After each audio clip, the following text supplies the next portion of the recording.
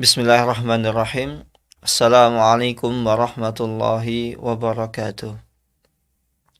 Bismillahirrahmanirrahim. Wassalatu wassalam ala rasulillah wa ala alihi wa sahbihi wa man tabi'ahum bi ihsanin ila yaumiddin amma ba'du. Allahumma sahli sadri wa yassirli amri wahlul uqadatan min lisani yafqahu qawli. Allahumma inna nas'aluka ilman nafi'an wa rizqan tayyiban wa amalan mutaqabbalan. Allahumma alimna ma yanfa'una wa zidna ilman wal huda wat tuqa was salaha ya rabbal alamin. Ayah bunda yang dirahmati Allah Subhanahu wa taala, alhamdulillah summa alhamdulillah, tiada kata yang pantas kita ucapkan kecuali lisan kita memuji dan memanjatkan syukur kita kehadirat Allah Subhanahu wa taala. Allah Subhanahu wa taala pada hari ini telah banyak memberikan kita nikmat, dan bahkan bukan pada hari ini saja Allah Subhanahu wa taala memberikan nikmat kepada kita, akan tetapi nikmat Allah Subhanahu wa taala telah diberikan kepada kita sejak kita lahir ke dunia ini. Kemudian salawat dan salam tak lupa kita panjatkan dan kita curahkan kepada suri tauladan kita, suri tauladan umat manusia, yaitu Nabi Agung Muhammad sallallahu alaihi wasallam. Ayah bunda yang dirahmati Allah Subhanahu wa taala, insyaallah pada pagi hari ini kita akan membahas mengenal lebih dekat rukun iman. Kita sebagai seorang muslim tentu saja mengetahui apa saja rukun iman tersebut. Namun terkadang seseorang yang mengaku muslim sejak lahir, sejak kecil, dia tidak atau belum paham apa definisi iman tersebut, apa konsekuensi dari seseorang mengakui, mengucapkan, melaksanakan rukun iman.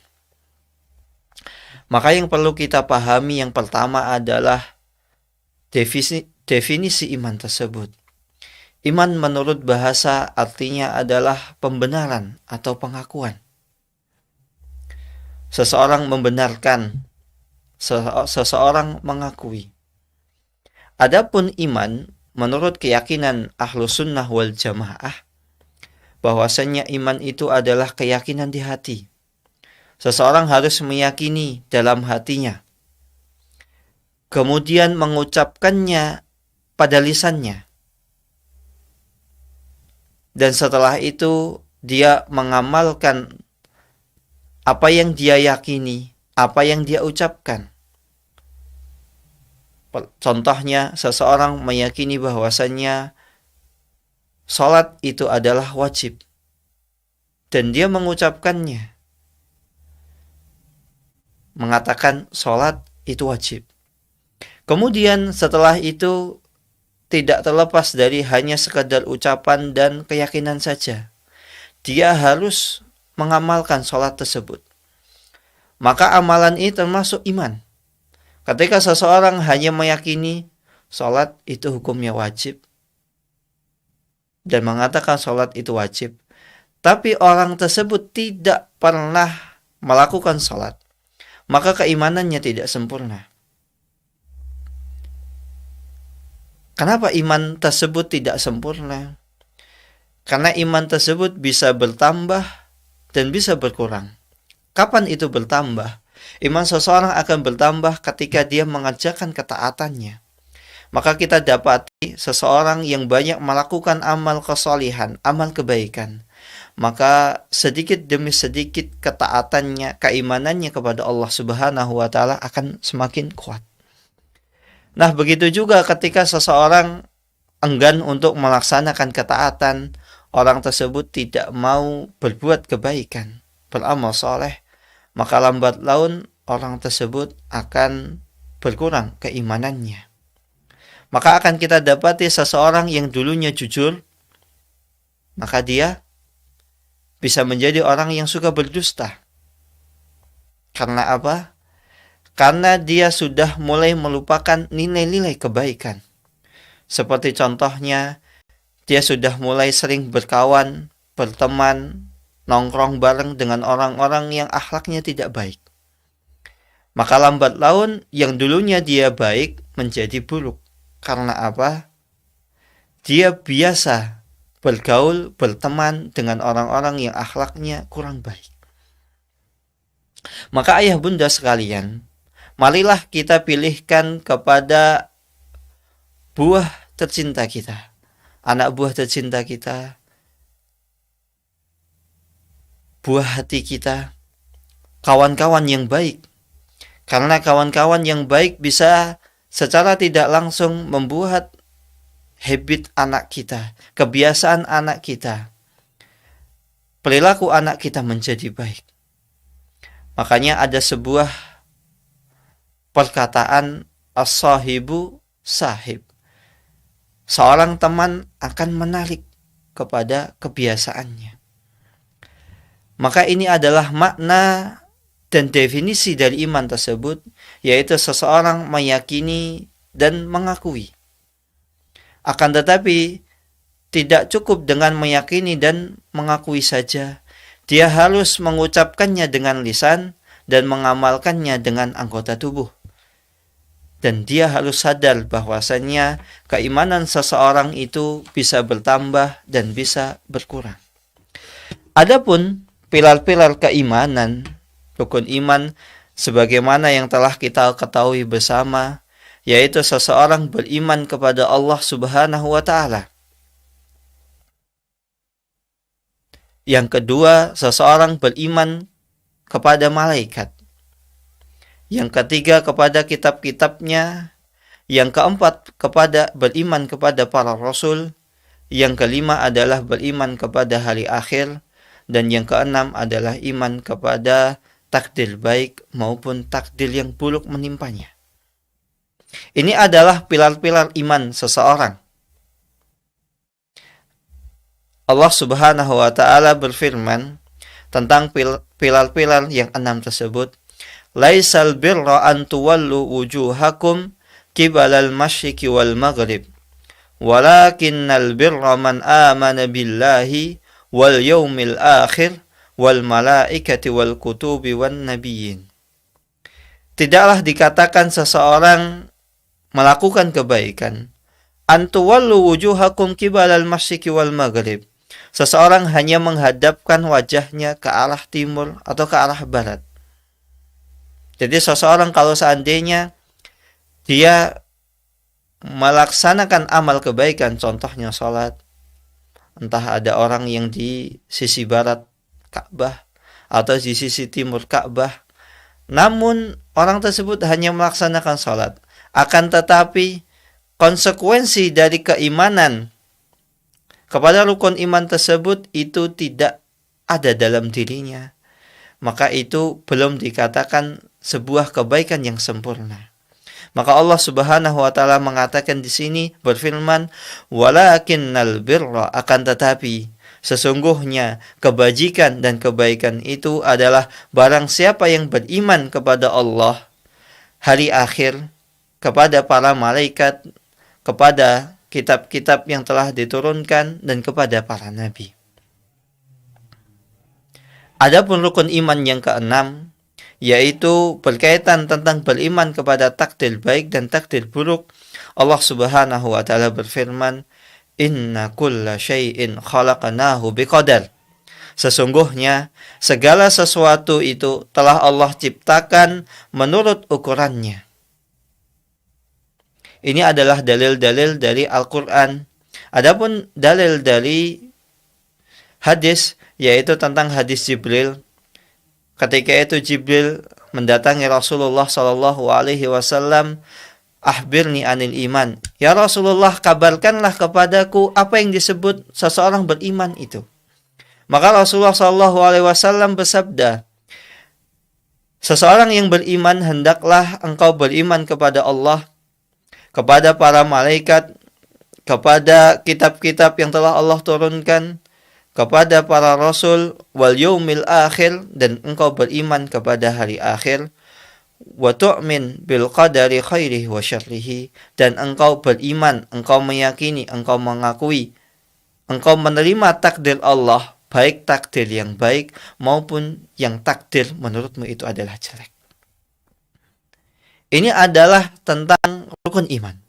Adapun uraiannya atau konsekuensi dari seseorang beriman kepada takdir yang 6 tersebut, insya Allah akan kita jelaskan. Yang pertama, seseorang beriman kepada Allah Subhanahu wa Ta'ala.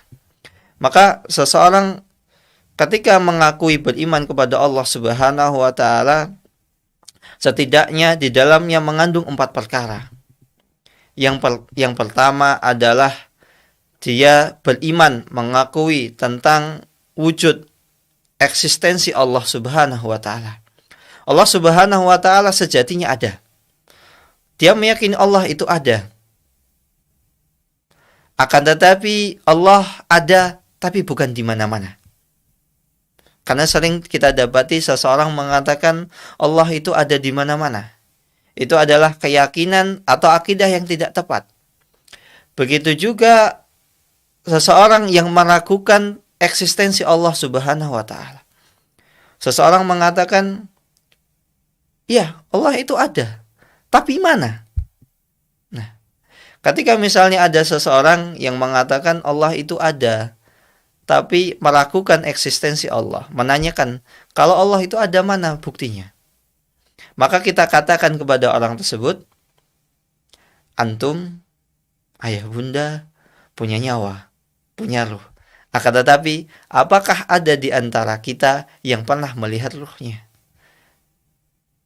Maka seperti itu, semua orang yakin kita hidup, kita punya nyawa. Akan tetapi, kita tidak pernah melihat nyawa kita. Yang kita lihat hanya jasad kita. Bahkan orang meninggal, jasadnya ada. Akan tetapi ruhnya tidak ada. Nah, itulah sebagaimana kita bisa meyakini bahwasannya setiap manusia itu memiliki ruh. Dan kita tidak pernah bisa melihat ruh kita. Yang kita lihat adalah jasad kita. Maka ketika kita beriman bahwasannya Allah Subhanahu wa Ta'ala itu ada, maka cukup kita beriman Allah itu ada. Allah Subhanahu wa Ta'ala selalu mengawasi kita. Maka itu sudah cukup. Tidak perlu kita langsung melihat zat Allah Subhanahu wa Ta'ala, karena itu tidak mungkin. Karena Allah Subhanahu wa Ta'ala bisa kita lihat kelak nanti di akhirat. Dan semoga kita semua, kita dipertemukan oleh Allah Subhanahu wa Ta'ala di surganya, bisa melihat wajah Allah Subhanahu wa Ta'ala. Allahumma amin. Kemudian yang kedua, ayah bunda yang dirahmati Allah Subhanahu wa Ta'ala, konsekuensi dari seseorang beriman kepada Allah Subhanahu wa Ta'ala adalah dia beriman tentang rububiyah Allah. Dia meyakini bahwasannya Allah Subhanahu wa Ta'ala yang memberi rezeki kita. Allah Subhanahu wa Ta'ala yang menghidupkan dan mematikan ayah bunda sekalian. Maka itu adalah bentuk wujud keimanan seseorang kepada Allah Subhanahu wa Ta'ala. Maka kita mengimani Allah Subhanahu wa Ta'ala itu memberi rezeki kita, menghidupkan kita, mematikan kita. Dan begitu juga yang ketiga, konsekuensi dari keimanan seseorang kepada Allah Subhanahu wa Ta'ala adalah ia beriman tentang uluhiyah Allah. Allah satu-satunya zat yang berhak disembah. Selain itu tidak ada zat yang berhak disembah selain Allah Subhanahu wa Ta'ala. Maka seseorang tidak boleh beriman atau menyembah kepada selain Allah Subhanahu wa Ta'ala, karena sejatinya ini adalah syirik. Bisa mengurangi ketauhidan dan kita, bisa mengurangi keimanan kita, atau bahkan bisa meniadakan keimanan kita sama sekali.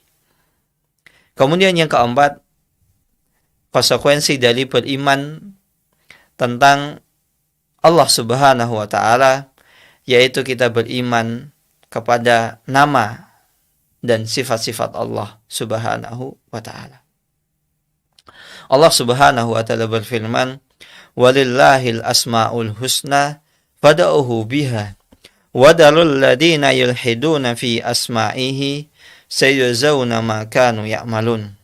Hanya miliklah Allah Subhanahu wa taala nama-nama yang baik, maka hendaklah engkau memohon kepada Allah Subhanahu wa taala dengan menyebut nama-nama Allah, dan janganlah engkau sekali-kali menyeleweng, menyimpang dari kebenaran dalam menyebut nama Allah. Seperti orang-orang yang mengatakan istawa dikatakan sebagai istaula. Allah Al-Basir dikatakan Allah Al-Basir duna basar. Allah Maha melihat akan tetapi tidak memiliki penglihatan. Na'udzubillahi min dzalik. Maka konsekuensi dari seseorang beriman kepada Allah Subhanahu wa taala yang pertama adalah dia meyakini eksistensi Allah Subhanahu wa taala. Kemudian ia meyakini bahwasannya tentang rububiyah Allah. Allah mengawasi, Allah mengatur segala urusan kita, Allah menghidupkan dan mematikan kita, Allah memberi rezeki kita, dan Allah yang menakdirkan kita hidup di dunia ini. Kemudian yang ketiga, dia adalah uluhiyah, yaitu dia harus menyembah kepada Allah Subhanahu wa taala saja. Dan yang keempat, beriman kepada nama dan sifat Allah. Dia berdoa, dia memohon dengan menyebut nama-nama Allah yang baik. Ini adalah konsekuensi dari beriman kepada Allah. Adapun rukun iman yang kedua adalah iman kepada malaikat. Adapun konsekuensi dari seseorang beriman kepada para malaikat adalah ia beriman kepada wujud eksistensi malaikat. Bahwasanya malaikat itu ada, walaupun kita tidak pernah melihat malaikat tersebut. Atau mungkin pernah melihat malaikat dalam wujud yang lain. Seperti dulu para sahabat, mereka pernah melihat malaikat dalam wujud manusia. Seperti hadis Jibril tadi. Jibril datang kepada Rasulullah sallallahu alaihi wasallam bisuratil insan, dalam wujud bentuk manusia. Dan ketika itu sahabat tidak ada yang tahu bahwasannya itu malaikat. Mereka taunya itu adalah saudara kita se-Islam, tapi mereka tidak kenal. Bisa seperti itu. Kemudian yang kedua, konsekuensi dari seseorang beriman kepada para malaikat adalah ia beriman kepada para malaikat yang telah diketahui namanya. Seperti contohnya Jibril, Mikail, kemudian Israfil, Munkar dan Nakir yang disebutkan namanya dalam Al-Quran.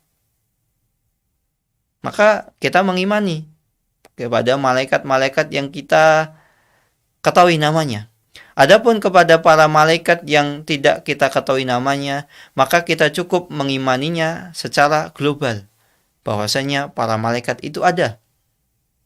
Adapun tentang apakah benar nama malaikat itu 10, sebagaimana yang diajarkan ketika kita SD, kita TK, itu ada yang mengatakan bahwasanya 10 nama malaikat itu sejatinya diambil dari kisah Israiliyat, dari Bani Israel. Adapun nama secara pasti tidak diketahui oleh Allah Subhanahu, kecuali Allah Subhanahu wa ta'ala. Dan para malaikat itu jumlahnya banyak. Ada malaikat yang mereka ditugaskan oleh Allah Subhanahu wa ta'ala dengan tugas-tugas masing-masing. Maka ini adalah bentuk konsekuensi keimanan yang ketiga. Iman kepada malaikat, ia beriman kepada sifat atau karakteristik para malaikat. Mereka yang kita ketahui. Ada malaikat yang karakteristiknya seperti ini. Seperti malaikat Jibril ketika datang membawa wahyu kepada Rasulullah SAW, malaikat Jibril datang dengan sayap yang begitu banyak, sampai menutupi ufuk timur dan ufuk barat. Maka kita mengimaninya, karena itu datang dari hadis-hadis, dari dalil-dalil yang sahih, maka kita imani. Tidak boleh kita melakukan. Apalagi kita menanyakan. Kalau misalnya menutup ufuk barat dan ufuk timur itu bagaimana? Maka itu sudah bukan kemampuan kita untuk membayangkannya. Maka yang tugas kita adalah kita cukup mengimani bahwasanya malaikat itu ada dengan sifat dan karakteristik yang telah Allah Subhanahu wa taala dan Rasulnya sebutkan. Kemudian konsekuensi yang keempat, bunda yang dirahmati Allah Subhanahu wa taala, kita mengimani tugas-tugas mereka. Ada di antara mereka yang ditugaskan oleh Allah Subhanahu wa taala tugasnya hanya untuk berzikir saja. Disebutkan dalam sebuah hadis bahwasanya ada 80.000 malaikat yang setiap hari itu masuk dan mereka tidak keluar. Tugasnya apa yang dibebankan Allah Subhanahu wa taala kepada mereka? Yaitu mereka berzikir kepada Allah Subhanahu wa taala siang malam. Dan pada hari berikutnya masuk lagi 80.000 malaikat. Dan ketika mereka masuk ke dalam ruangan tersebut, mereka tidak keluar. Sampai hari berikutnya datang 80.000 malaikat. Ini menunjukkan bahwasanya malaikat itu jumlahnya banyak. Dan tidak ada seorang pun yang tahu jumlah pasti malaikat. Kecuali sang pencipta, yaitu Allah Subhanahu wa ta'ala. Ini adalah konsekuensi seseorang beriman kepada para malaikat, beriman kepada eksistensinya, beriman kepada nama-nama yang kita ketahui, dan kita mengimani para malaikat yang kita tidak ketahui secara global. Kita mengimaninya secara global. Kemudian ada pun yang ketiga adalah kita mengimani sifat dan karakteristik mereka yang disebutkan oleh Allah dan Rasulnya. Yang keempat adalah kita mengimani tugas-tugas mereka. Adapun rukun iman yang ketiga adalah iman kepada kitab Allah. Yang pertama, kita mengimani bahwasannya kitab tersebut benar-benar turun dari sisi Allah Subhanahu wa taala. Allah Subhanahu wa taala benar-benar menurunkan Al-Qur'an, Injil, Taurat, Zabur. Kita mengimaninya. Benar bahwasannya Injil, Taurat, Zabur itu turun dari sisi Allah Subhanahu wa taala. Yang pertama, kita mengimani. Yang kedua adalah kita beriman kepada kitab-kitab yang kita ketahui namanya, seperti Al-Qur'an diturunkan kepada Nabi Muhammad SAW, Taurat diturunkan kepada Nabi Musa alaihissalam, dan Injil diturunkan kepada Nabi Isa alaihissalam, dan Zabur Allah Subhanahu wa taala turunkan kepada Nabi Daud. Maka kita mengimani kepada nama-nama kitab yang telah Allah turunkan, yang kita ketahui namanya. Dan kita meyakini bahwasannya itu benar-benar turun dari sisi Allah Subhanahu wa taala. Ini poin yang kedua. Adapun poin yang ketiga, yaitu seseorang membenarkan semua kabar berita yang diberitakan secara sahih dalam kitab-kitab tersebut. Seperti dalam Al-Quran disebutkan bahwasannya nanti akan terjadi, suatu zaman akan terjadi ini dan itu. Maka kita mengimaninya. Kita mengimani semua berita yang diberitakan secara sahih. Adapun berita-berita yang tidak diberitakan secara sahih atau berita-berita yang telah diubah, karena kitab-kitab seperti Injil, Taurat, Zabur itu telah banyak diselewengkan, telah banyak diubah. Maka kita tidak mengimaninya, kita tidak mempercayainya. Kita mengatakan Injil yang ada sekarang itu Injil yang sudah banyak berubah, Injil yang sudah diselewengkan. Begitu juga Taurat, begitu juga dengan Zabur. Akan tetapi kita beriman Injil benar-benar diturunkan Allah Subhanahu wa taala kepada Nabi Isa.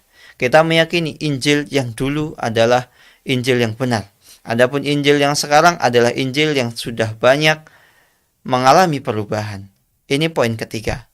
Ayah bunda sekalian dirahmati Allah Subhanahu wa taala. Adapun yang keempat, poin yang keempat adalah mengamalkan hukum-hukum yang berasal dari kitab-kitab tersebut selama hukum-hukum tersebut belum dihapus. Dan seseorang meridhoi serta menerimanya. Baik seseorang paham akan hikmah dari hukum-hukum tersebut ataupun dia belum, maka dia harus mengimani. Dan seluruh kitab-kitab terdahulu itu sejatinya sudah dinasah ajarannya dengan datangnya Al-Quran. Maka cukup sekarang kita mengimani Al-Quran. Adapun semisal kalau ada misalnya kitab-kitab terdahulu atau Injil sekarang yang itu sesuai dengan Al-Quran, maka kita boleh meyakininya. Seperti di Injil sekarang masih ada naskah atau masih ada ayat dalam Injil sekarang walaupun sudah banyak perubahan. Disebutkan akan datang setelah Nabi Isa itu Nabi penutup, Nabi akhir zaman. Dan di dalam Injil tersebut juga disebutkan bahwasanya Nabi Isa itu mengaku bukan Tuhan. Nabi Isa mengaku adalah utusan Allah. Maka kita mengimaninya walaupun Injil tersebut itu sudah berubah. Tapi apa? Itu yang bersesuaian dengan Al-Quran, dengan syariat Islam. Maka ayah bunda yang dirahmati Allah Subhanahu wa Ta'ala, konsekuensi seseorang beriman kepada kitab-kitab Allah, pertama, kita meyakini bahwasanya kitab-kitab tersebut benar diturunkan oleh Allah Subhanahu wa Ta'ala. Kemudian kita mengimani kitab-kitab yang kita tahu namanya. Seperti Al-Quran diturunkan kepada Nabi Muhammad, Injil kepada Nabi Isa, Zabur kepada Nabi Daud, Taurat kepada Nabi Musa. Kemudian yang ketiga, membenarkan semua kabar tersebut selama belum dirubah. Selama kabar tersebut sahih, selama kabar tersebut itu bersesuaian dengan Al-Quran. Yang keempat adalah mengamalkan hukum-hukum tersebut selama ia tidak bertentangan dengan Al-Quran, karena Al-Quran datang menghapus seluruh syariat-syariat yang ajaran-ajaran umat-umat terdahulu. Adapun rukun iman yang selanjutnya, rukun iman yang keempat adalah iman kepada para rasul. Iman kepada para rasul ini juga mengandung di dalamnya 4 perkara. Yang pertama, kita meyakini bahwasannya risalah ajaran yang mereka bawa benar-benar berasal dari Allah Subhanahu wa Ta'ala. Maka barang siapa seandainya ada seseorang yang mengingkari satu pun rasul, misalnya dia mengakui bahwasanya Nabi Muhammad penutup para nabi, akan tetapi saya tidak yakin Nabi Nuh itu Rasul Allah, maka ketika itu dia dikatakan kafir. Kenapa? Karena ketika seseorang mengingkari satu rasul di antara rasul-rasul atau di antara nabi yang pernah Allah Subhanahu wa Ta'ala utus, maka sama saja dia mengingkari seluruh rasul. Allah Subhanahu wa Ta'ala berfirman, "Kadzabat qaum Nuhinil mursalin." Sesungguhnya kaum Nuh telah mendustakan para rasul. Padahal kita ketahui ayah bunda sekalian, rasul yang diutus kepada umat Nabi Nuh alaihi salam itu hanya Nabi Nuh saja. Dan rasul-rasul yang lain tidak diutus. Akan tetapi Allah Subhanahu wa Ta'ala mengatakan, berfirman, barang siapa yang mendustai Nabi Nuh alaihi salam, maka sama saja dia mendustai seluruh para rasul. Maka kita harus beriman, meyakini bahwasannya ajaran mereka benar-benar dari Allah Subhanahu wa Ta'ala, dan tidak boleh kita mengingkari satupun risalah di antara para rasul. Karena ketika dia mengingkari salah satu risalah di antara para rasul, sama saja dia mengingkari seluruh risalah para rasul tersebut. Ini poin pertama tentang konsekuensi seseorang beriman kepada para rasul. Maka pertanyaannya, Kenapa seseorang ketika mengingkari salah satu rasul dikatakan mengingkari seluruh rasul? Maka sebabnya adalah sejatinya seluruh risalah, seluruh nabi dan rasul itu diutus dengan membawa ajaran yang sama, yaitu mentauhidkan Allah Subhanahu wa ta'ala dan menjauhi tagut. Walaqad ba'asna fi kulli ummatin rasulan an i'budullaha wajtanibut taghut. Dan sungguh Allah Subhanahu wa taala telah mengutus para nabi dan rasul untuk setiap umat dengan menyerukan sembahlah Allah Subhanahu wa taala dan jauhilah tagut.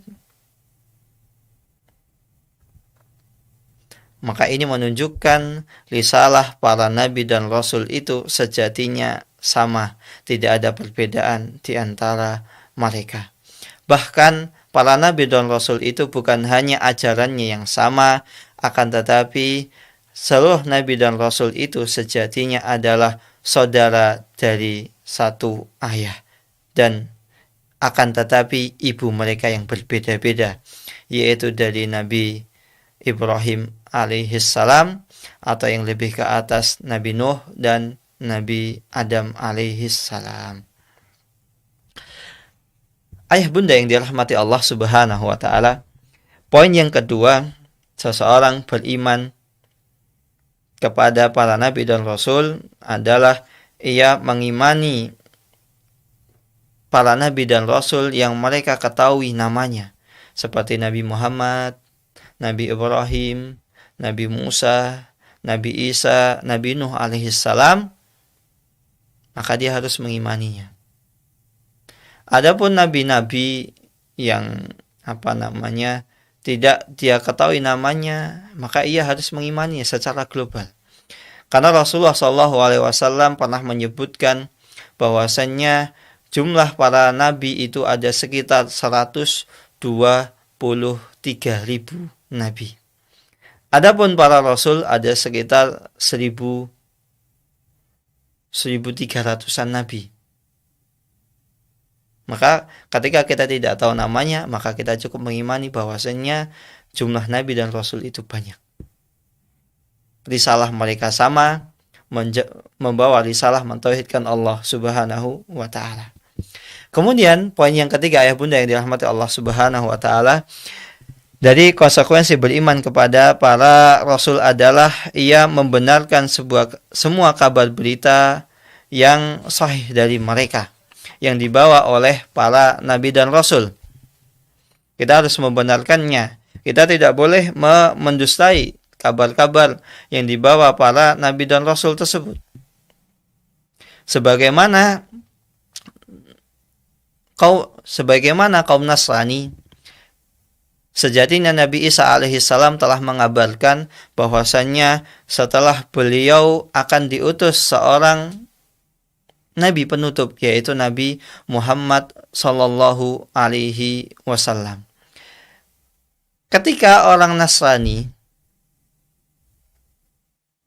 dia tidak membenarkan kabar tersebut, maka dia tidak dikatakan beriman kepada Nabi Isa alaihissalam, tidak beriman kepada para rasul. Walaupun kaum Nasrani tersebut itu tidak mengakui ketuhanan Nabi Isa alaihissalam. Karena memang ada, sampai sekarang ada kaum Nasrani yang bertauhid, kaum Nasrani yang tidak mengakui bahwasannya Nabi Isa itu adalah sesembahan, tidak mengakui bahwasannya Nabi Isa itu adalah anak Tuhan, tidak mengakui bahwasannya Nabi Isa itu adalah Maria itu adalah Bunda Maria atau Tuhan Ibu. Kenapa demikian? Karena bisa jadi mereka adalah keturunan dari Arius. Pendeta Arius ini adalah pendeta yang mengingkari ketuhanan Isa Al-Masih. Dan bisa jadi sampai sekarang pengikut dari pendeta Arius ini sampai ada, sehingga mereka dijuluki Al-Muwahhiduna minan Nasara. Akan tetapi ketika mereka tidak membenarkan kabar yang dibawakan Nabi Isa alaihissalam bahwasannya kelak akan datang penutup para nabi dan rasul, yaitu Nabi Muhammad atau Ahmad, maka dikatakan dia belum beriman kepada para nabi dan rasul. Yang keempat, ayah bunda yang dirahmati Allah Subhanahu wa taala, konsekuensi dari beriman kepada para nabi dan rasul adalah mengamalkan syariat rasul, yaitu syariat Rasul yang diutus kepada kita, Nabi Muhammad Sallallahu Alaihi Wasallam. Dan ini sebagaimana yang kita jelaskan kemarin, ketika seseorang mengaku beragama Islam, hendaklah dia menjalankan syariat risalah yang diturunkan Allah Subhanahu wa taala kepada Nabi Muhammad Sallallahu Alaihi Wasallam. Dan sekarang kita masuk kepada rukun iman yang kelima. Dan setelahnya insya Allah yang keenam, ini adalah rukun iman yang paling mungkin menjadi pertanyaan bagi ayah bunda. Maka jika ada ayah bunda yang ingin mengajukan pertanyaan, maka kami persilahkan boleh untuk mengajukannya mulai dari sekarang. Karena nanti kita akan berbicara, insya Allah kita akan berbicara tentang hari akhir, iman kepada takdir baik dan buruk. Kenapa Allah Subhanahu wa taala menciptakan jin, iblis? Kenapa ayah bunda dapat musibah pada ayah bunda orang yang taat kepada Allah? Tapi di sisi lain kita dapati saudara kita, tetangga kita rajin bermaksiat. Ternyata hidupnya bahagia, jaya, sentosa, rezekinya lancar, bahkan dia lebih kaya daripada kita. Maka bisa ayah bunda tanyakan mulai dari sekarang sebelum nanti sehingga ketika kita selesai dari pembahasan ini kita bisa langsung membacakan pertanyaan tersebut. Kita masuk kepada poin kelima, rukun iman yang kelima adalah iman kepada hari akhir. Yang pertama, konsekuensi dari iman kepada hari akhir adalah setidaknya ada 4 poin. Poin yang pertama, ia beriman kepada hari kebangkitan. Dia beriman bahwasanya kelak semua manusia itu nanti akan dibangkitkan oleh Allah Subhanahu wa taala di akhirat. Maka ketika seseorang tidak beriman kepada hari kebangkitan atau meragukan hari kebangkitan tersebut, maka dia tidak atau belum dikatakan beriman kepada hari akhir. Seperti ada sebuah partai dulu di Arab, ada sebuah partai namanya Partai Al-Ba'ats, Partai Kebangkitan. Tapi mungkin beda dengan Partai Kebangkitan yang ada di Indonesia. Nah, Partai Kebangkitan yang di Arab ini, ada salah satu di Jazirah Arab, dia menamakan dengan Partai Kebangkitan. Kenapa sebabnya? Karena mereka itu mengingkari tentang adanya hari kebangkitan. Maka kalau seandainya ada orang yang mengingkari tentang adanya hari kebangkitan, maka dikatakan dia kafir. Iya. Tidak bisa, karena rukun iman ini satu kesatuan. Seseorang meyakini Allah, akan tetapi tidak beriman kepada Rasul.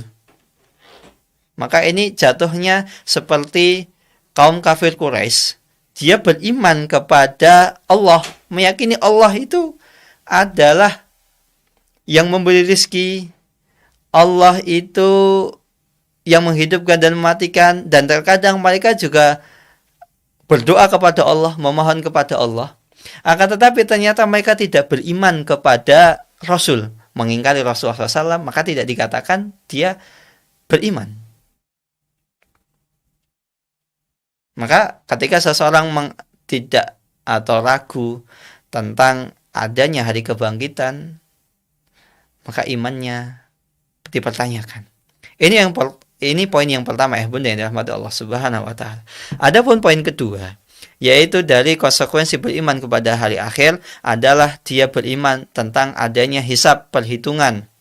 Bahwasanya nanti kelak kita di akhirat kita akan dihisab. Amal kebaikan kita akan ditimbang, amal keburukan kita akan ditimbang juga. Dan begitu juga dia beriman tentang adanya yaumul jaza, hari pembalasan. Kalau seseorang misalnya amal kebaikannya banyak, maka Allah Subhanahu wa taala akan mengganjar dia dengan masuk surga. Akan tetapi ketika ternyata keburukannya atau maksiatnya lebih banyak, maka Allah Subhanahu wa taala akan memasukkannya ke dalam neraka sampai dosa tersebut habis. Nah, kalau seandainya dia ada keimanan, dia beriman, dia ada amal soleh, maka keburukannya dibersihkan dulu di neraka, kemudian Allah Subhanahu wa taala masukkan dia ke dalam surga. Dan semoga Allah Subhanahu wa taala mengumpulkan kita semua yang ada di sini, ayah bunda yang mendengar kajian ini di surganya Allah Subhanahu wa taala. Allahumma amin. Yang ketiga, poin yang ketiga dari konsekuensi beriman kepada adanya hari akhir adalah dia beriman akan adanya surga dan neraka. Dia meyakini surga itu ada, neraka itu ada. Bukan seperti orang yang mengatakan surga memang ada. Surga yang kehidupannya 10 kali lebih nikmat dibanding kehidupan di dunia. Ada orang zaman sekarang dia mengingkari, meragukan tentang adanya surga. Ada yang mengatakan surga itu hanya sekedar nama. Neraka itu juga sekedar nama. Sebagaimana misalnya surganya dunia, misalnya orang mengatakan Bali, misal.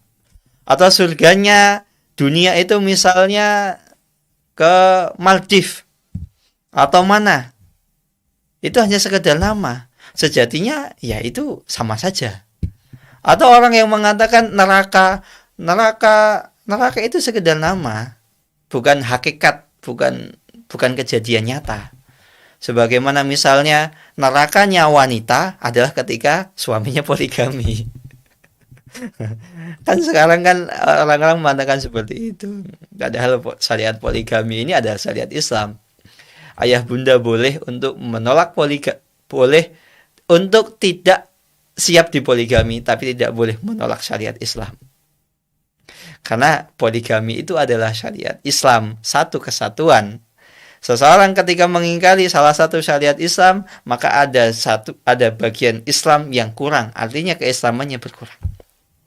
Kemudian yang keempat, poin yang keempat, konsekuensi dari beriman kepada adanya hari akhir adalah iman kepada semua peristiwa yang terjadi pasca kematian, termasuk diantaranya fitnah kubur.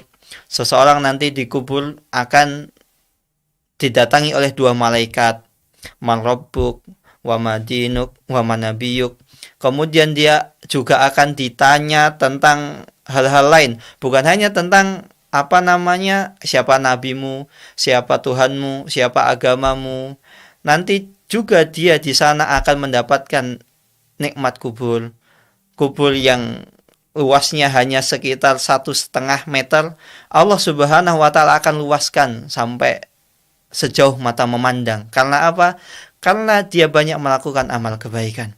Begitu juga seseorang yang dikubur, dia akan mendapatkan fitnah kubur, mendapatkan siksaan kubur. Maka tidak jarang kita dapati ketika seseorang menggali sebuah kuburan, tulang belulang tersebut yang notabene baru sekian hari dimakamkan ternyata sudah tidak berwujud, sudah patah, sudah remuk.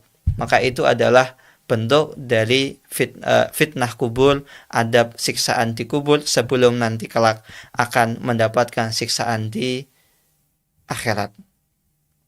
Ini adalah konsekuensi dari seseorang beriman tentang adanya hari akhir. Pertama, dia harus meyakini, beriman akan adanya kebangkitan. Manusia nanti akan dibangkitkan di Yaumul Mahsyar. Kemudian manusia juga akan menghadapi perhitungan, akan mendapatkan pembalasan. Yang baik dibalas dengan kebaikan, yang buruk akan mendapatkan keburukan. Bahkan ketika seekor kambing yang bertanduk menanduk seekor kambing yang tidak bertanduk, maka ia akan juga dibalas. Kemudian yang ketiga, ia beriman akan adanya surga dan neraka. Dan yang keempat adalah dia beriman kepada setiap peristiwa yang terjadi pasca kematian, fitnah kubur, kontoroh, kemudian nanti dia akan melewati sirat yang lebih tipis 7 kali lipat dibanding 1 helai rambut seseorang. Kemudian kita masuk kepada rukun iman yang terakhir, yaitu rukun iman kepada takdir baik dan takdir buruk. Ayah bunda sekalian yang dirahmati Allah Subhanahu wa Ta'ala, konsekuensi yang pertama yang ada pada diri kita, harusnya kita mengimani bahwasannya Allah Subhanahu wa Ta'ala itu mengetahui segala sesuatu yang telah terjadi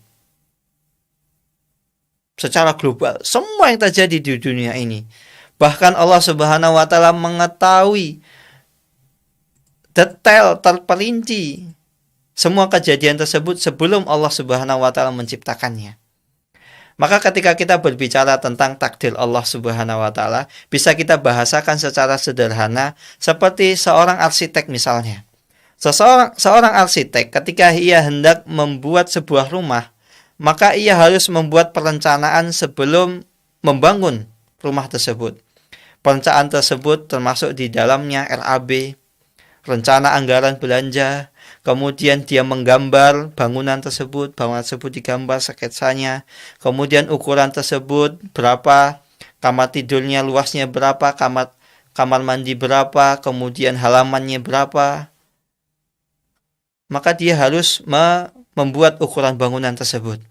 Kemudian dia juga harus merencanakan kapan pengerjaan rumah tersebut dimulai dan kapan kira-kira rumah tersebut selesai dibangun, dan seterusnya, dari pengecatan dan lain sebagainya.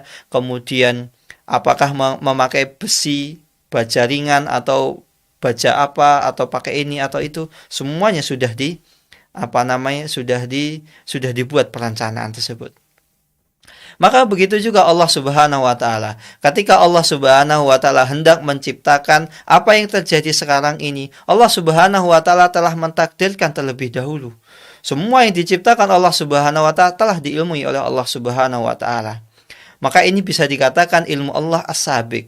Allah Subhanahu wa Ta'ala mendahului, dan kita tahu bahwasanya ilmu Allah Subhanahu wa Ta'ala sangat luas. Allah sudah tahu sebelum itu terjadi. Dan ini menjadi bantahan ilmu Allah as-sabiq bagi orang-orang yang mengatakan Allah Subhanahu wa Ta'ala tidak mengetahui sesuatu kejadian kecuali setelah hal tersebut terjadi. Ada seorang dai mengatakan Allah Subhanahu wa Ta'ala tidak tahu kejadian tersebut kecuali setelah hal tersebut terjadi. Maka ini tidak dibenarkan keyakinan seperti itu. Kita harus meyakini Allah itu tahu sebelum hal itu terjadi. Ini yang pertama, ayah bunda yang dirahmati Allah Subhanahu wa Ta'ala. Konsekuensi yang pertama yaitu seseorang meyakini ilmu Allah Subhanahu wa Ta'ala. Maka lantas yang menjadi pertanyaan, apa cakupan ilmu Allah Subhanahu wa Ta'ala? Maka cakupan ilmu Allah Subhanahu wa Ta'ala setidaknya ada 4 cakupan. Yang pertama, Allah Subhanahu wa Ta'ala mengetahui segala sesuatu yang telah terjadi. Allah tahu bahwasannya dulu terjadi ini dan itu. Allah mengetahuinya. Kemudian yang kedua, Allah Subhanahu wa Ta'ala mengetahui sesuatu yang terjadi. Sesuatu yang terjadi, sesuatu yang berlangsung. Allah Subhanahu wa Ta'ala tahu bahwasannya detik ini ada kajian AMCA di Jogja, ayah bunda mendengarkannya mungkin melalui HP atau melalui laptop dan lain sebagainya. Allah Subhanahu wa Ta'ala tahu. Bahkan Allah Subhanahu wa Ta'ala sampai pun daun yang jatuh di ujung sana, Allah Subhanahu wa Ta'ala tahu. Kemudian yang ketiga adalah Allah Subhanahu wa Ta'ala mengetahui segala sesuatu yang yang ketiga, Allah Subhanahu wa Ta'ala mengetahui segala sesuatu yang akan terjadi. Allah Subhanahu wa Ta'ala tahu kejadian setelah detik ini apa. Allah Subhanahu wa Ta'ala tahu. Nanti akan terjadi ini, akan terjadi itu. Allah Subhanahu wa Ta'ala. Manusia tidak tahu. Begitu juga dengan jin. Jin tidak tahu. Maka jangan sampai ayah bunda mendatangi dukun yang bekerja sama dengan jin. Sejatinya jin itu tidak mengetahui hal gaib. Buktinya apa? Ketika Nabi Sulaiman alaihissalam, ia sedang mengawasi pasukannya, bawahannya termasuk di dalamnya jin. Dan ketika itu Nabi Sulaiman alaihissalam beliau mengawasi bawahannya sambil sholat. Ternyata jin itu tidak mengetahui bahwasannya Nabi Sulaiman itu Allah wafatkan ketika beliau sedang sholat. Kapan jin itu tahu? Ketika rayap telah menggerogoti tongkat Nabi Sulaiman alaihissalam.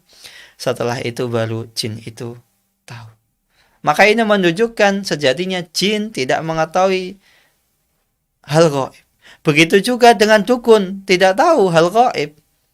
Maka kalau misalnya tebakan dukun ternyata atau tebakan dukun ternyata benar terjadi, itu hanya kebetulan. Itu hanya kebetulan saja. Ini adalah cakupan ilmu Allah yang ketiga. Allah mengetahui segala sesuatu yang akan terjadi. Dan yang keempat, Allah subhanahu wa ta'ala mengetahui segala sesuatu yang tidak terjadi. Dan Allah subhanahu wa ta'ala tahu seandainya hal tersebut terjadi. Contohnya, Allah subhanahu wa ta'ala mengabarkan bagaimana tentang keadaan orang kafir. Allah subhanahu wa ta'ala berfirman dalam surat Al-An'am ayat 28. Walau ruddu la'adu lima nuhu anhu wa innahum lakadibun. Sekiranya orang-orang kafir tersebut Allah kembalikan ke dunia, tentu mereka tidak akan beriman kepada Allah subhanahu wa ta'ala. Mereka akan kembali kepada kekafirannya. Mereka tidak akan mengindahkan larangan Allah subhanahu wa ta'ala. Mereka tahu. Mau Abu Jahal, Abu Lahab dihidupkan 1000 kali pun tetap akan kembali kepada kekafirannya. Dan ini adalah ilmu Allah subhanahu wa ta'ala yang berkaitan dengan takdir seluruh makhluk yang Allah subhanahu wa ta'ala telah tetapkan. Kemudian yang kedua, setelah kita mengetahui ilmu Allah bahwasanya Allah subhanahu wa ta'ala itu mengetahui segala sesuatu sebelum terjadi. Konsekuensi yang kedua dari mengimani takdir yang baik dan buruk adalah bahwasanya Allah subhanahu wa ta'ala telah menulis segala sesuatu di dalam Lauhil Mahfuz. Allah subhanahu wa ta'ala telah menulis segala sesuatu. Sebagaimana tadi arsitek, sebelum dia membangun, dia harus menulisnya, merancangnya, membuat RAB, membuat posisi bangunan, membuat pondasi bangunan sekian-sekian.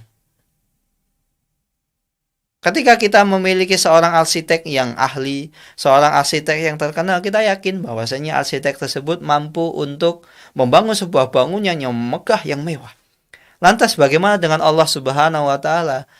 Allah subhanahu wa ta'ala mengetahui segala sesuatu.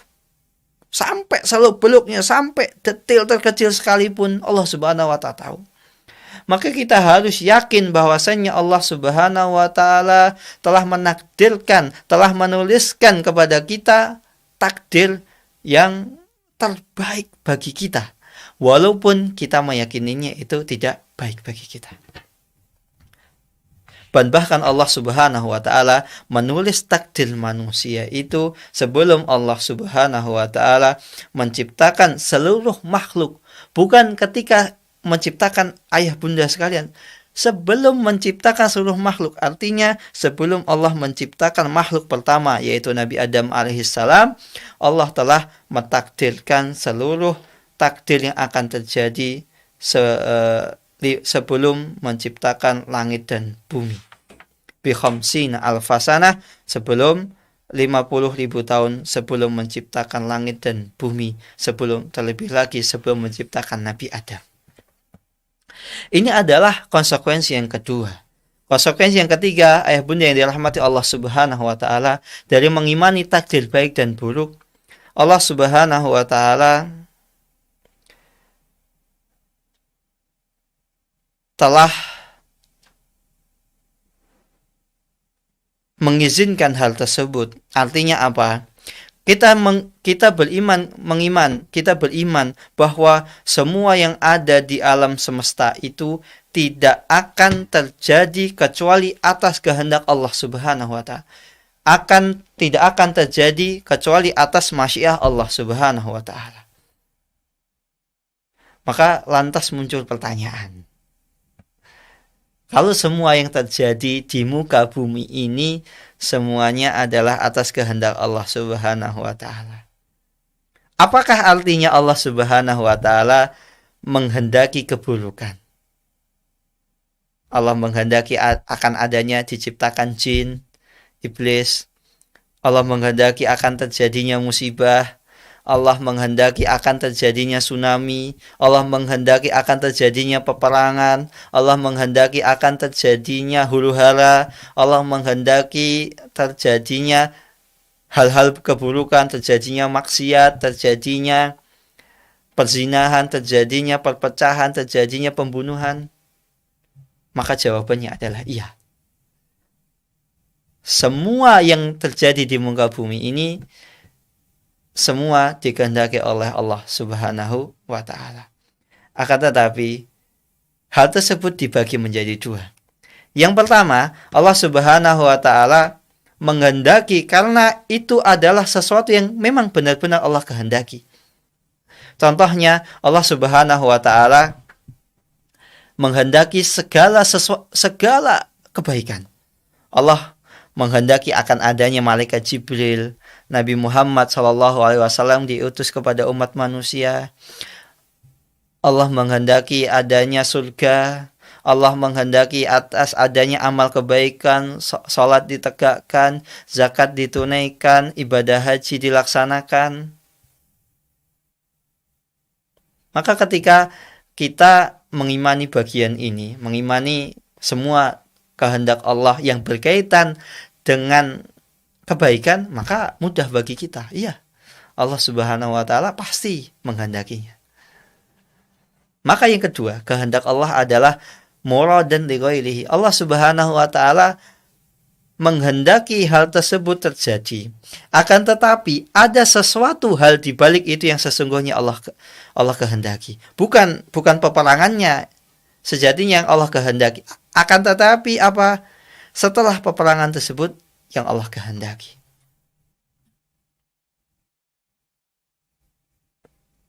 Karena Allah Subhanahu wa taala di sini menghendaki sesuatu keburukan itu bukan pada zatnya. Bukan pada zat keburukan tersebut. Misalnya bukan terjadinya zina, enggak. Hikmah di balik itu akan terjadinya perpecahan, diutusnya diciptakannya iblis. Bukan Allah menghendaki pada zatnya, tapi dari dibalik itu. Maka apa sih kehendak Allah Subhanahu wa taala dari diciptakannya iblis? Maka hikmah diantaranya dari yang bisa kita petik dari Allah Subhanahu wa taala menciptakan iblis yang pertama. Dengan diciptakannya iblis, Allah Subhanahu wa taala bisa menguji manusia. Siapakah di antara manusia itu yang baik? Siapakah di antara manusia itu yang buruk? Sebagaimana ayah bunda ketika di bangku sekolahan atau bangku kuliah, maka di sana ada ujian. Atau mungkin di antara ayah bunda ada yang sekarang berprofesi sebagai guru, sebagai pengajar, sebagai dosen, sebagai pembimbing dan lain sebagainya. Pasti ayah bunda menginginkan untuk anak didiknya akan ada ujian. Untuk apa? Untuk mengetahui siapakah di antara anak didik ayah bunda ini yang benar-benar belajar, yang benar-benar perhatian ketika proses belajar, benar-benar mencatat, benar-benar mendengarkan, tidak mainan, tidak acuh tak acuh. Maka yang diinginkan ayah bunda itu sejatinya bukan ujian, bukan ujiannya, tapi apa? Di balik itu, ayah bunda ingin mengetahui, oh ini ternyata si A anaknya rajin, benar-benar nyatat. Ketika saya berikan pertanyaan yang tidak ada di buku, dia bisa menjawabnya. Artinya anak ini perhatian.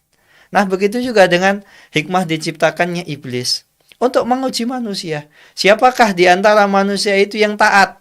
Siapakah di antara manusia itu yang membangkang, mengikuti jalan-jalan iblis? Ini hikmah yang pertama. Adapun hikmah yang kedua, Adapun hikmah yang kedua dari diciptakannya iblis adalah ada sebagian hamba yang berdosa, kemudian dia bertaubat. Kalau seandainya iblis itu tidak diciptakan, maka tidak akan ada orang yang berdosa. Dan ketika tidak ada orang yang berdosa kemudian bertaubat, sedangkan taubat itu adalah ibadah yang sangat dicintai oleh Allah Subhanahu wa taala. Allah menginginkan ada hambanya ketika melakukan dosa, kemudian bersimpuh di hadapan Allah Subhanahu wa taala. Ya Allah, ampunilah aku. Ya Allah, berilah aku petunjuk. Ya Allah, mudahkanlah aku untuk menjauhi kemaksiatan ini. Inilah yang Allah Subhanahu wa taala inginkan. Agar ada di antara hambanya yang bersimpuh, menangis di sepertiga malam terakhir meminta kepada Allah Subhanahu wa taala. Ya Allah, sesungguhnya dosaku sudah banyak. Ya Allah, ampunilah dosaku. Ya Allah, hanya kepadalah aku meminta. Inilah hikmah yang Allah Subhanahu wa taala inginkan dari diciptakannya iblis tersebut. Dan hikmah yang lain adalah dari adanya seorang hamba yang berdosa. Kemudian hamba tersebut bersimpuh di sepertiga malam terakhir. Seorang hamba tersebut bersimpuh pada sujudnya. Allah Subhanahu wa taala menerima taubat tersebut. Allah mengampuni dosa hamba tersebut. Maka Allah Subhanahu wa taala bisa menampakkan bahwasanya Allah Subhanahu wa taala Maha Pengampun. Walaupun seorang hamba tersebut telah melakukan seluruh dosa yang ada di bumi ini.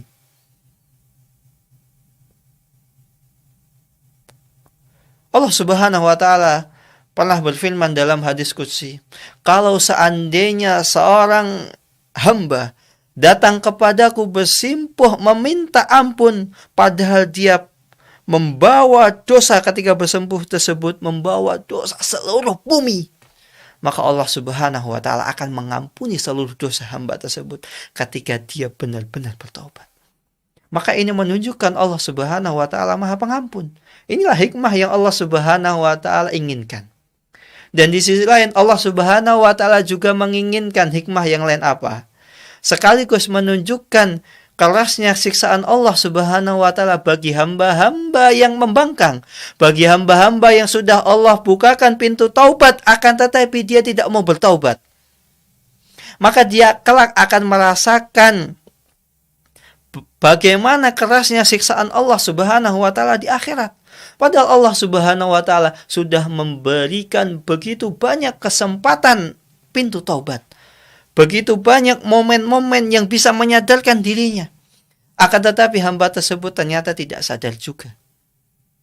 Maka disinilah kalau ada orang mengatakan, loh, kalau seandainya seseorang berbuat maksiat selama 60 tahun, kenapa dia diadab sepanjang hidupnya? Kalau seandainya Allah Subhanahu wa taala tidak membukakan pintu taubat, Allah misalnya tidak Maha Pengampun, maka boleh kita katakan Allah itu tidak adil kepada kita. Akan tetapi betapa banyak momen kehidupan kita yang bisa menyadarkan kita bisa sadar, ini salah, ini benar. Momen-momen yang membuat hati kita terpuruk, akhirnya membuat kita bangkit. Kita tahu ini selama ini langkah yang saya tuju, ini sejatinya salah. Ternyata Allah Subhanahu wa taala menyadarkan kita. Allah membukakan pintu taubat kepada kita. Akan tetapi kenapa kita tidak mau bertaubat? Akan tetapi kenapa kita tidak mau bersimpuh kepada Allah Subhanahu wa taala? Bukankah setiap manusia itu sama-sama diberikan 24 jam waktu? Semuanya sama, tidak ada yang beda. Satunya bisa bersimpuh kepada Allah Subhanahu wa taala, akan tetapi yang lain dia tidak mau bersimpuh. Sama-sama diberikan kesempatan, sama-sama diberikan momen, bahkan terkadang ada seseorang yang mengalami satu kejadian di satu tempat kejadian, misalnya seseorang yang berboncengan. Ada satu yang akhirnya sadar bertaubat dari kemaksiatannya, tapi ada yang satu dia tidak mau bertobat kepada Allah Subhanahu wa taala. Padahal dia tahu, dia sadar nyawanya hampir hilang, melanggang nyawa ketika kejadian ini. Akan tetapi kenapa dia tidak mau bertaubat? Kemudian ini adalah hikmah-hikmah yang Allah Subhanahu wa taala inginkan dari adanya iblis untuk menguji manusia. Ketika manusia tersebut ternyata jatuh dalam dosa, kemudian manusia tersebut bersimpuh kepada Allah Subhanahu wa taala bertaubat, dan Allah Subhanahu wa taala membukakan pintu taubat bagi orang yang mau bertaubat, dan Allah memberikan siksaan yang setimpal, siksaan yang pedih bagi hamba-hamba yang tidak mau bersimpuh bertaubat kepada Allah Subhanahu wa taala. Akan tetapi ketika kita berbicara tentang hikmah Allah Subhanahu wa taala, terkadang ada hikmah yang kita ketahui. Allah Subhanahu, ini kita tahu. Akan tetapi di sana ada hikmah yang tidak tampak atau tidak bisa kita pahami oleh manusia. Kita tidak bisa mengetahui. Maka ketika itu cukup kita beriman. Apapun yang terjadi pada diri kita, sejatinya itu adalah takdir yang paling baik bagi kita. Bukan lantas kita menyalahkan, kenapa saya kaya? Kenapa saya miskin? Dia kaya. Padahal saya orang yang taat kepada Allah. Sedangkan tetangga saya adalah orang yang sering bermaksiat, orang yang sering melanggar aturan Allah Subhanahu wa taala, tidak pernah sholat, tidak pernah bayar zakat, tidak pernah haji. Bahkan dia melanggar aturan Allah, berzina, gonta-ganti pasangan, narkoba, minum-minuman keras. Akan tetapi kenapa dia kaya raya, hidupnya bahagia, atau mungkin dia mendapatkan istri yang cantik, mertua yang kaya raya, bisnisnya lancar, seakan-akan tidak ada halangan dalam bisnisnya. Maka perlu kita yakini bahwasannya takdir yang telah Allah Subhanahu wa taala berikan kepada kita itu adalah takdir yang paling baik bagi kita. Bagaimana mungkin? Bagaimana hal tersebut bisa terjadi? Karena Allah Subhanahu wa taala menciptakan manusia, memberi rezeki manusia, menghidupkan manusia, mematikan manusia. Maka sudah pantas Allah Subhanahu wa taala yang paling tahu kadar seorang hamba. Sehingga tidak mungkin ketika Allah Subhanahu wa taala memberikan cobaan kepada seorang hamba itu melebihi batas kesabarannya, melebihi batas kadar kemampuannya, tidak mungkin. Maka yang terjadi apa? Hamba tersebut tidak mau sabar. Karena kesabaran itu saja tidak ada batasnya. Hanya kita saja yang tidak mau sabar. Betapa banyak seseorang tidak mau sabar, padahal jalan keluar, pintu keluar sudah ada di depan matanya. Tinggal 1 atau 2 langkah. Akan tetapi kemudian dia putus asa. Pintu kesuksesan ada di depan matanya. Akan tetapi dia tidak mau berusaha. Ini adalah hikmah, berkaitan tentang hikmah. Ada hikmah ada hikmah yang tampak atau dipahami oleh manusia. Akan tetapi terkadang ada hikmah yang tidak dipahami oleh manusia. Kemudian ayah bunda yang dirahmati Allah Subhanahu wa taala, konsekuensi keempat dari beriman kepada adanya takdir baik dan takdir buruk adalah bahwasannya semua yang ada di alam semesta itu adalah makhluk ciptaan Allah Subhanahu wa taala. Baik zatnya, karakteristiknya, maupun gerakannya. Allah Subhanahu wa taala semuanya adalah ciptaan Allah Subhanahu wa taala. Makhluk ciptaan Allah Subhanahu wa taala. Allah Subhanahu wa taala berfirman, Allahu khaliqu kulli syai'in wa huwa ala kulli syai'in wakil. Sesungguhnya Allah Subhanahu wa taala menciptakan segala sesuatu dan memelihara segala sesuatu tersebut. Maka itu semua adalah ciptaan Allah Subhanahu wa ta'ala. Maka yang menjadi pertanyaan, bagaimana dengan hakikat manusia? Iya,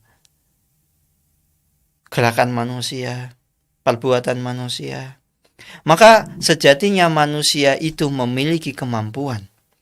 Wa ma tasyauna illa ayyasha Allahu rabbul alamin. Manusia itu memiliki kemampuan, memiliki kudrah.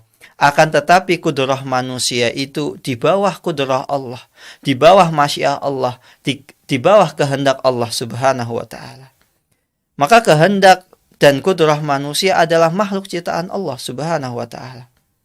Maka dari sini kita bisa tahu bahwasannya semua yang terjadi dan yang sedang terjadi hingga hari kiamat kelak semuanya sudah ditakdirkan oleh Allah Subhanahu wa taala.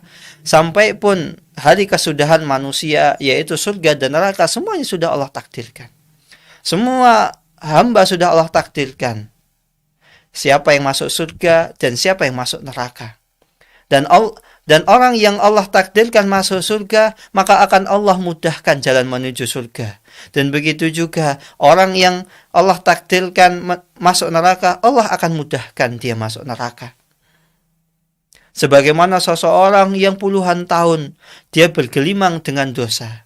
Akan tetapi di akhir hayatnya ternyata Allah Subhanahu wa taala takdirkan masuk surga, pasti masuk surga. Akhirnya Allah bukakan pintu taubat. Akhirnya hamba tersebut mau bertaubat, akhirnya hamba tersebut mau mengakui kesalahannya. Begitu juga sebaliknya.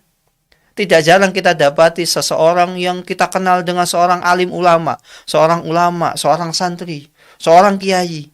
Tapi naudzubillahi min dzalik di akhir hayatnya ternyata dia murtad. Itulah takdir yang telah Allah Subhanahu wa taala takdirkan. Maka janganlah seseorang silau, terpukau dengan kehebatannya, dengan amalannya. Karena sejatinya amalan seorang hamba itu tidak bisa memasukkan seseorang ke dalam surganya. Apa yang bisa memasukkan seseorang ke dalam surganya? Yaitu rahmat Allah Subhanahu wa taala, yaitu kasih sayang Allah Subhanahu wa taala. Maka tadi, seseorang tidak boleh berbangga dengan amal solehnya. Dan begitu juga seorang hamba tidak boleh berputus asa dari rahmat Allah Subhanahu wa taala. Sangat mungkin orang puluhan tahun bergelimang dalam kemaksiatan, akan tetapi Allah Subhanahu wa taala masukkan dia ke dalam surganya. Maka pertanyaannya, lantas bagaimana cara seorang hamba mendapatkan rahmat atau kasih sayang Allah Subhanahu wa taala? Rahmat dan kasih sayang Allah Subhanahu wa taala itu bisa didapatkan seorang hamba dengan dia beramal saleh. Maka jangan pernah seorang hamba berputus asa dari rahmat Allah, berputus asa dari amal saleh. Kalau seandainya seorang hamba habis bermaksiat, maka hendaklah dia segera sadar, istighfar. Dan begitu juga ketika seorang hamba Allah mudahkan banyak berbuat amal soleh, banyak berbuat sedekah, banyak berbuat amal-amalan kebajikan, sedekah, sholat, zakat, haji berkali-kali, umroh setiap bulan bisa. Maka jangan pernah dia silau dengan amalannya. Sejatinya kemudahan tersebut itu tidak lepas dari campur tangan Allah Subhanahu wa taala. Tidak terlepas dari kehendak Allah Subhanahu wa taala. Maka hendaklah dia bersyukur kepada Allah Subhanahu wa taala. Dia senantiasa bersyukur kepada Allah Subhanahu wa taala. Dia senantiasa mempergunakan raganya, mempergunakan hartanya di jalan Allah Subhanahu wa taala. Jangan sampai dia mempergunakan raganya, hartanya, menuju jalan-jalan kemaksiatan, menuju jalan-jalan yang Allah Subhanahu wa taala murkai. Na'udzubillahi min dzalik. Maka contoh sederhananya tentang takdir adalah kisah turunnya Nabi Adam alaihi salam ke bumi. Sebelum Allah Subhanahu wa taala menciptakan Adam, Allah Subhanahu wa taala telah mengkabarkan kepada para malaikat bahwasannya Allah Subhanahu wa taala telah akan menciptakan manusia di atas muka bumi. Dan malaikat itu pun tahu bahwasannya manusia ketika diciptakan di bumi, mereka akan melakukan kerusakan, pertumpahan darah. Mereka tahu ketika Allah Subhanahu wa taala menciptakan manusia, manusia itu pasti akan melakukan kerusakan, pertumpahan darah. Mereka tahu. Namun ketika Namun ketika Allah Subhanahu wa taala menciptakan Nabi Adam alaihissalam, justru Allah Subhanahu wa taala menciptakan Nabi Adam itu di langit, bukan di bumi. Allah menciptakan Nabi Adam di langit, tapi bukan di bumi. Dan bahkan Allah Subhanahu wa taala memasukkan Nabi Adam alaihissalam itu ke surga. Akan tetapi Allah Subhanahu wa taala walaupun menciptakan Nabi Adam itu di langit, Allah masukkan Nabi Adam itu ke surga. Akan tetapi Allah Subhanahu wa taala merencanakan bahwasannya Nabi Adam alaihissalam kelak akan turun di bumi. Maka karena Allah merencanakan Nabi Adam itu akan diturunkan ke bumi, Allah Subhanahu wa taala juga akan Allah Subhanahu wa taala menciptakan juga sebab-sebab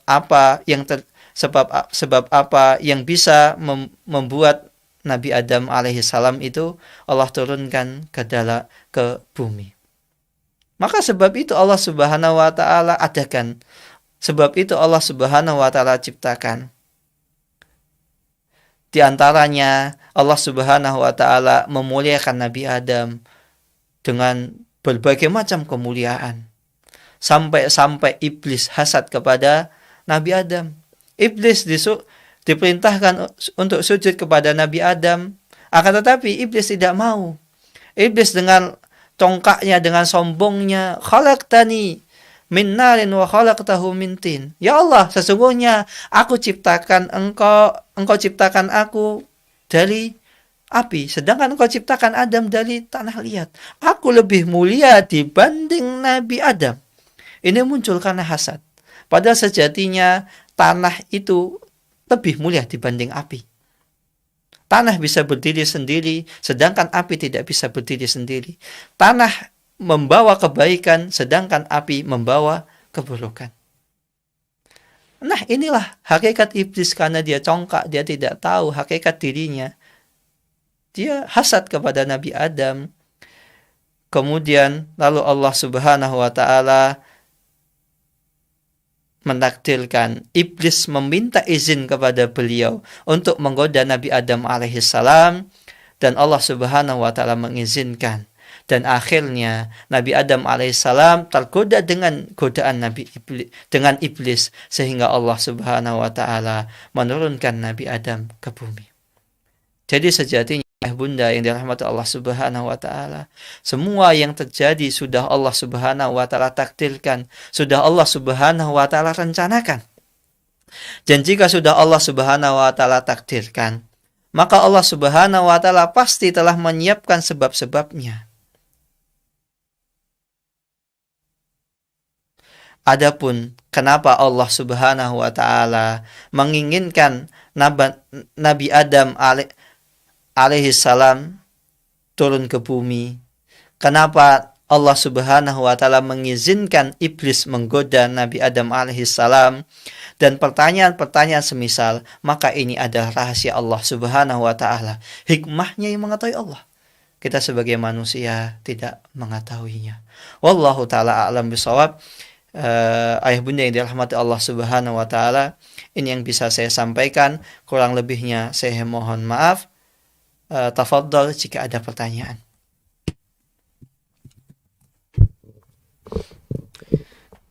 Baik Ustadz, ini ada pertanyaan masuk dari Ibu Fatma.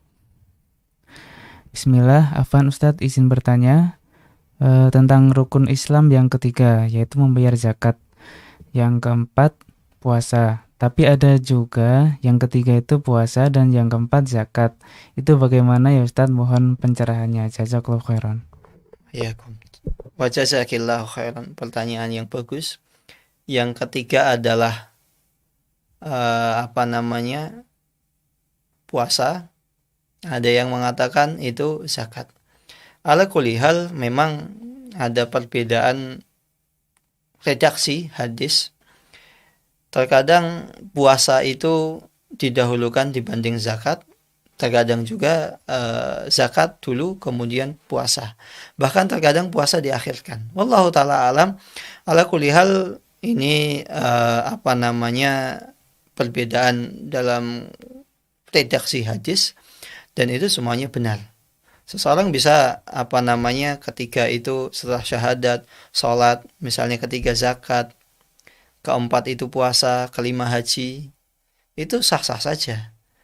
Mau mengedepankan zakat dulu baru puasa atau puasa dulu baru zakat. Wallahu taala alam, ini yang saya ketahui.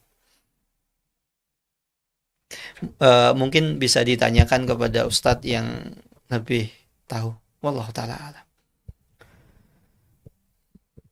Pertanyaan berikutnya dari Ummu Umar. Bismillah, Assalamualaikum warahmatullahi wabarakatuh. Semoga Ustadz dan keluarga serta tim AMCA selalu dilindungi oleh Allah Subhanahu wa Ta'ala. Allahumma amin. Izin bertanya Ustadz mengenai 10 nama malaikat yang diajarkan dari TK yang sudah terlanjur melekat di anak-anak, nama-nama tersebut. Bagaimana cara mengajarkan kepada anak-anak tentang beriman kepada malaikat walaupun tidak menyebutkan 10 nama malaikat tersebut, hanya menyebutkan nama yang disebutkan ada di Al-Quran saja. Syukran, jazakumullah khairan, barakallahu fikum. Bagaimana cara mengajarkan nama malaikat yang yang disebutkan dalam Al-Quran saja? Malaikat yang disebutkan dalam Al-Quran itu Jibril, Mikail, Israfil. Munkar dan Nakir ini terjadi perbedaan di kalangan ulama. Ada yang mengatakan ini hanya sifat, bukan nama. Wallahu ta'ala alam. Tapi kalau seandainya ayah bunda misalnya mengajarkan kepada anak tersebut, ya misalnya penjaga surga malaikat ini, pemberi yang bawa rezeki malaikat ini, yang ini itu sah-sah saja, tidak masalah. Akan tetapi kita tidak boleh meyakini itu adalah sesuai namanya. Tugasnya iya. Tidak boleh misalnya kita, karena itu adalah diambil dari kisah Israel, sehingga itu adalah namanya Israel, itu sikap seorang muslim, kita tidak membenarkan juga tidak mendustai. Sehingga kita cukup mengimani di sana ada malaikat yang tugasnya memberi mengantarkan rezeki, penjaga surga dan neraka. Kemudian ada malaikat di samping kita, di samping kanan kita yang mencatat amal kebaikan dan amal keburukan. Kita meyakininya.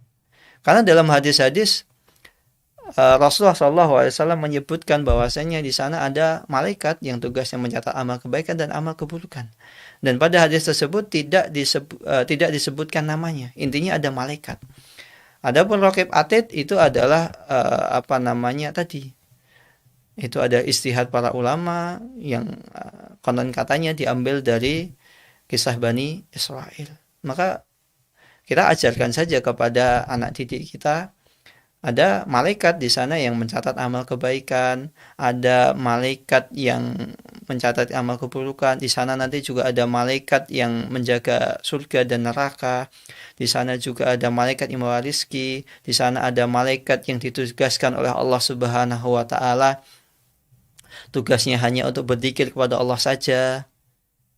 Di sana ada malaikat yang ditugaskan dengan berbagai macam tugas yang kita tidak ketahui nama-namanya. Maka cukup kita ajarkan saja kepada anak bahwasanya malaikat itu banyak jumlahnya. Sedangkan malaikat-malaikat yang disebutkan namanya dalam Al-Quran, ya itu tadi, Jibril, Mikail, Israfil. Wallahu ta'ala alam bisawab. Ini yang saya ketahui. Baik, pertanyaan berikutnya. Bismillahirrahmanirrahim. Assalamualaikum warahmatullahi wabarakatuh, Ustaz. Izin bertanya, bagaimana memahami ketika kita ini yang sudah mengaji pendapatannya pas-pasan, sedangkan tetangga yang tidak mengaji itu malah bisa beli mobil dan bisa dibilang banyak hartanya. Jazakumullah khairan. Cara mengimani yang pertama adalah kita yakin bahwasanya apa yang sudah Allah Subhanahu wa taala takdirkan kepada kita itu adalah yang terbaik. Yang pertama adalah kita yakin dengan takdir kita. Kemudian yang kedua kita adalah harus qanaah. Yang ketiga, apa yang sudah Allah tetapkan itu pasti akan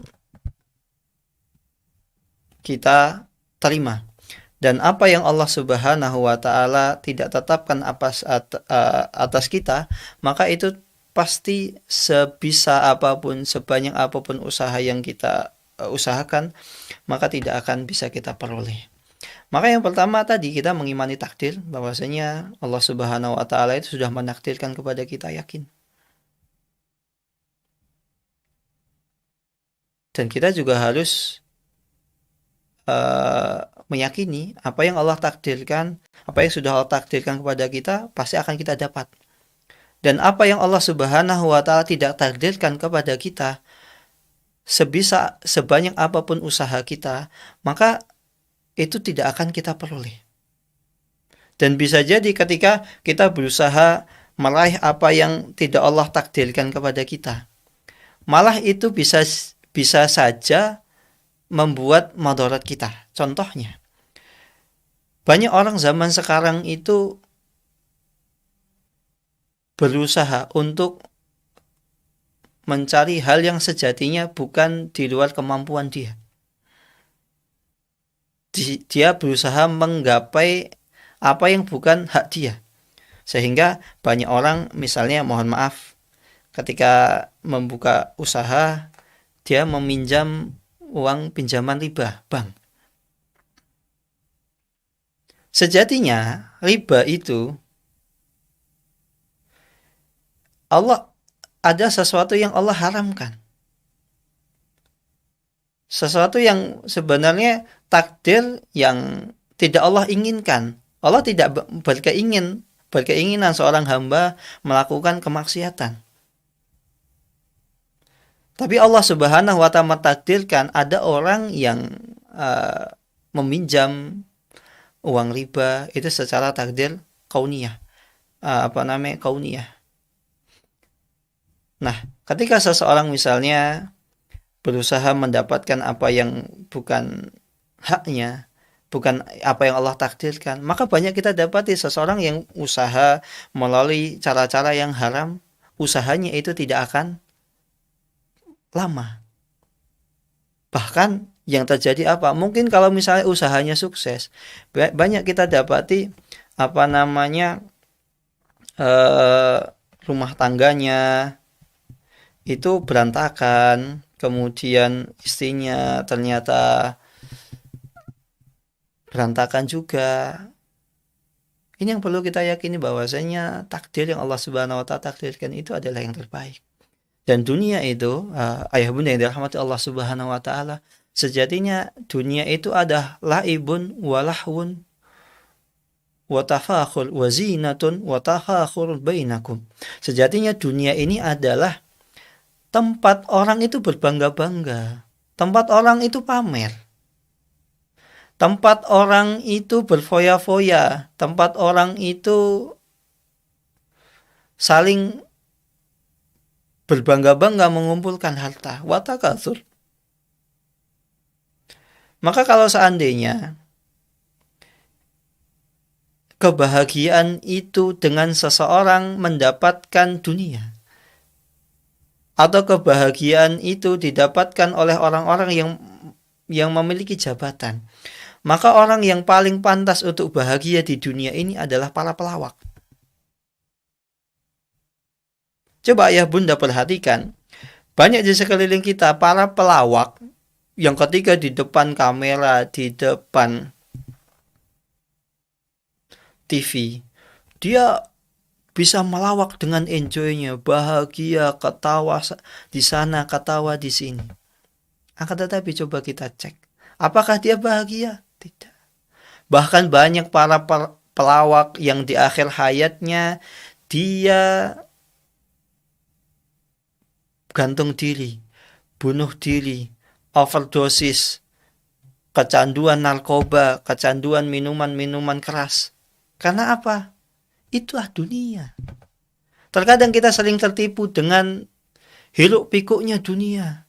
Apa yang kita lihat di kamera, di balik layar kaca. Di layar kaca, di balik itu tidak ada yang tahu. Makanya dikatakan dunia ini adalah wazinatun wa tafakhur. Maka yang pertama kita harus meyakini adalah takdir Allah itu ada yang terbaik bagi kita. Dan seandainya ketika kita ditakdirkan kaya, belum tentu itu baik bagi kita. Betapa banyak orang yang dulunya ketika dia biasa-biasa saja, bukan orang yang mampu, ketika dia diberikan oleh Allah Subhanahu wa taala kekayaan, akhirnya orang tersebut itu sering mulai malas untuk kajian, hadir kajian, malas untuk sedekah, malas untuk sholat, malas untuk amal-amal kebaikan, dibanding ketika dia belum jaya. Contoh mudahnya, betapa banyak orang, misalnya seorang pengusaha, ketika usahanya ramai sedikit, misalnya seorang pedagang, ramai sedikit, tidak jarang yang dulunya dia bisa sebelum adzan sudah hadir di masjid, tapi karena dagangannya laris manis, mendapatkan keuntungan yang banyak, akhirnya dia datang ke masjid kapan? Ketika rakaat terakhir. Maka kita harus yakin takdir Allah adalah takdir yang paling baik bagi kita. Yang kedua tadi qanaah. Kita harus qanaah.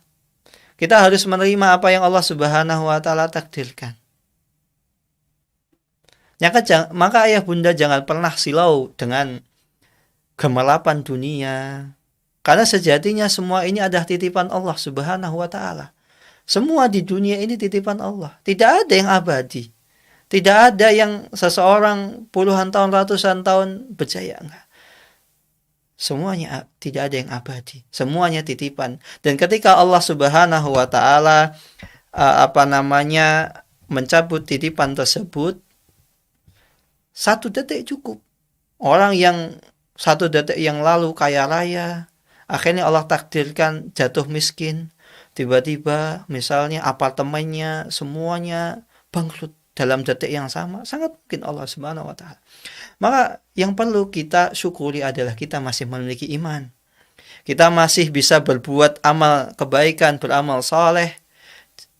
Kita masih Allah mudahkan untuk hadir kajian. Belum tentu ketika kita mendapatkan nikmat yang sama. Walaupun tadi saudara kita tadi malas kajian, malas sholat, malas ibadah, ternyata dia kaya. Maka kita harus bersyukur. Kita masih bisa memiliki iman, masih rajin ibadah. Belum tentu nanti kita ketika di posisi mereka, kita bisa istiqomah dalam ketaatan.